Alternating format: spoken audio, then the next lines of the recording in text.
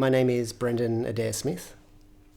My most precious tool is a thing called a steel mitre block. It's a little bit mysterious. I guess that's one of the things about it that I quite like, is that I hardly even know what to call it. It's extremely useful for getting exactly the right angle on a strip or a piece of chenier or a rod, that sort of thing. The steel is extremely work hardened, so even the hardest files just kind of slide over the surface and don't really affect it. I like it for a lot of reasons. I had access to one when I was first working before becoming a jewellery maker, and it used to sit on a very high shelf in the workshop and was never really allowed to be used very often.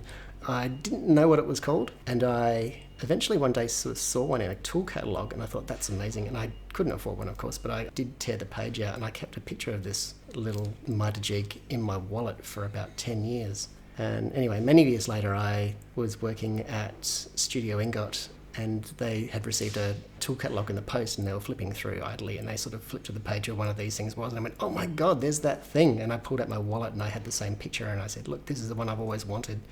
And Sarah Ross, who I work with, who's quite amazing, just went, oh, that's really interesting. Anyway, and then changed the subject. But about 3 or 4 months later, Christmas time rolled around, and she had given me one as a gift. So I've had it ever since. I use it every day, and it brings me pleasure every time I use it.